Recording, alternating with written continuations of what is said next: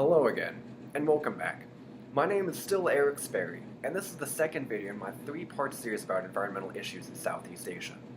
As this is the second video, I presume you have watched the first, in which I talked about Asia's water problem. If you haven't, I suggest it. It's pretty good.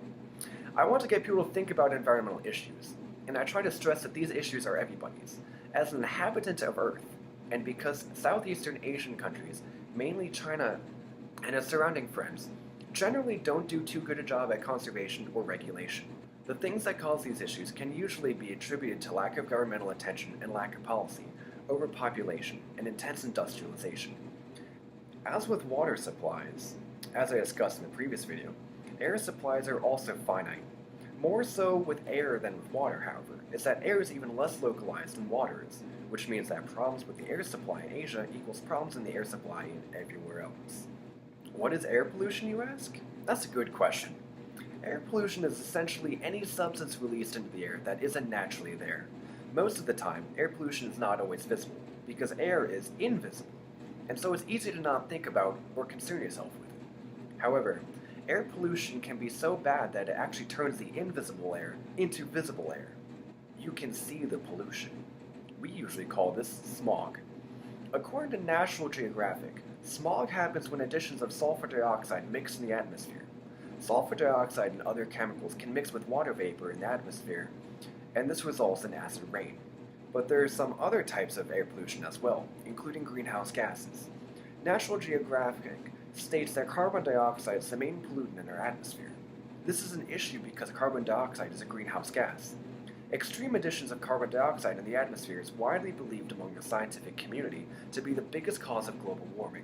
According to the World Health Organization, aka the WHO, air pollution kills around 7 million people a year. This is because air pollution causes a variety of health complications you're probably familiar with, such as lung cancer and other respiratory illnesses.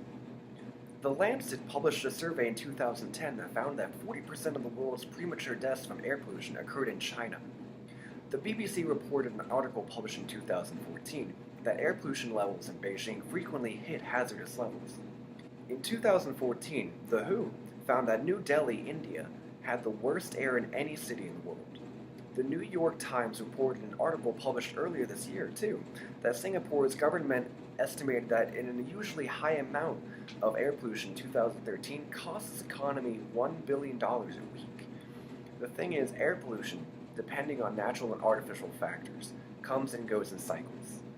Interestingly, and alarmingly, air pollution may not only be influenced by the weather, but also may be a factor of it. A study published in the Proceedings of the National Academy of Sciences suggests that air pollution is strengthening storms above the Pacific Ocean. Since air pollutant molecules mix in the air in water vapor, they make the air thicker and clouds denser, which could result in fiercer weather patterns. NASA scientists from the Jet Propulsion Laboratory have also found that air pollution from Asia are strengthening an extratropical cyclones, a weather pattern that heavily influences weather in the United States. But what all can one do about this problem? For one, China has decided to move away from burning fossil fuels a little, and instead try to harness the power of rivers instead, installing thousands of hydroelectric dams in its rivers. As I mentioned in my first video, that's not necessarily the best approach. There are all sorts of other renewable and sustainable energy sources, though. Technologies are available to clean air, but these tend to be very costly and don't fix the problem. Rather, they just mitigate its onset. Cleaner operating cars, better regulated emissions, and better policy is a good start for Asia. There exists a carbon credit system that keeps track of atmospheric emissions of carbon, and this could also be applied to all sorts of other chemicals and pollutants. Educating the Asian public about air pollution could also help create the pressure needed to enforce policies that do exist. Also, planting more trees would help offset emissions. Well, thanks for watching.